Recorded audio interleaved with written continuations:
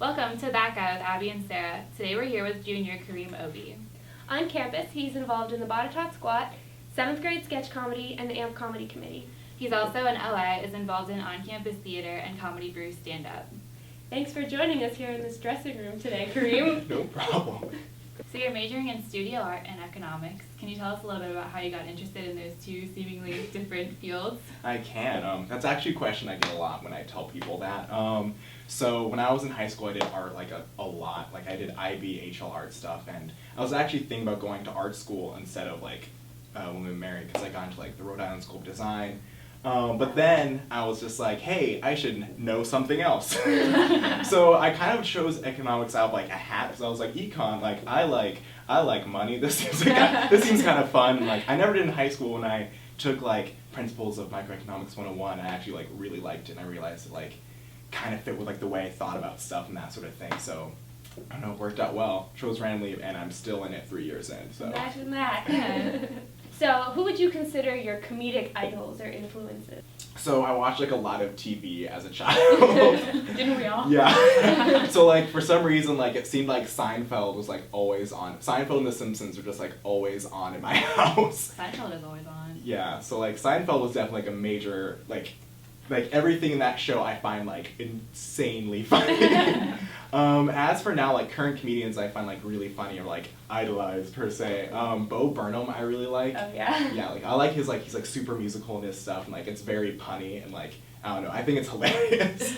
Then other than him, I kind of have to say like Tina Fey, like she's like she went to a school in Virginia, cool sort of deal. But yeah, like 30 Rock and the stuff she's done on SNL, I think are just like phenomenal. Yeah. Mm-hmm.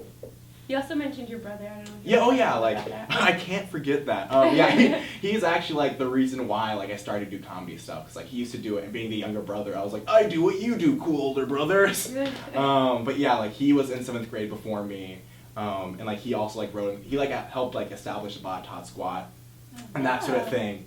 But yeah, like I think he's just this really funny, like crazy dude, and like I'm always just trying to be just like make him laugh is pretty much like our like goal with each other. Like he tries to make me laugh. He's like, Kareem, you're like the hardest person to make laugh. I'm like, Jordan, I don't know what you think is funny. So it's like a constant like battle between us trying to make the other one laugh. Like all through our lives, it's definitely like made us try and be funnier people. Yeah, it keeps you on your toes. Yeah. So in addition to sketch comedy, you write for the Botetourt Squat and you do stand-up. So what's your favorite comedic medium? One thing I really like about stand-up in particular is that it's like it's all you, and it's kind of like you have this like level of control that you don't really get with sketch, because like literally it's all you just it's everything that you think is funny is the only thing you put in there, and you kind of get this like immediate response when you're doing stand-up, because like as soon as you say a joke, as soon as it's out there, you will get response like immediately. But when you do sketches, sometimes it's kind of like you kind of have to establish like this reality within a sketch before you even get that, and like sometimes the joke is in such a way where it's like people think it's funny but they don't necessarily laugh, but like that's why like stand-up, that you get like this immediate response, and it's like all you. But there's something about like the ensemble part that sketch is that's like hard to live without, because like it's such a group effort, and it kind of helps relieve the like stress of that like stand-up can have. Yeah. So yeah, like I don't know, it's a tie, but if I had to do one forever, I definitely would say sketch, because like you can't beat out the like community of like doing funny stuff with other people. So you also told us that you're interested in portraiture, and we have a challenge for you if you're willing to accept.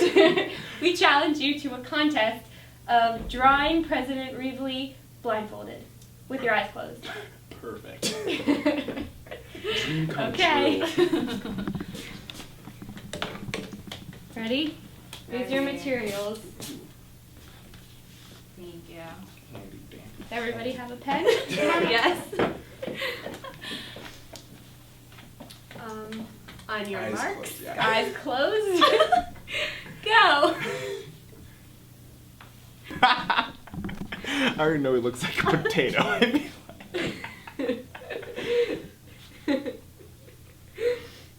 Just like, I'm just gonna keep drawing ties. I'm just already like embarrassed. ties Yeah, I don't know what all else I over can the add. page. I think his tie is bigger than his whole body. Alright, shall we compare? Everybody open your eyes. So this is my interpretation of President Reevely. He's got glasses and some nice hair and a tie that's not on his body, but fine. It also says succulent bits and happy 222nd birthday.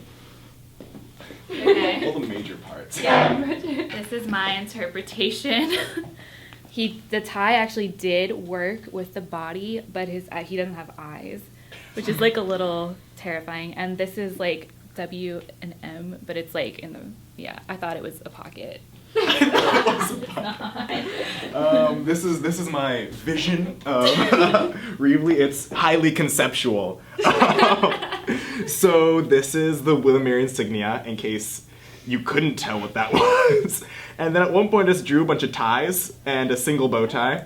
And that's his signature hair flip, I feel is paramount in the Reevely experience. Going price $3,000. If you have anyone you'd like to nominate for that girl/guy, contact flathatonline@gmail.com.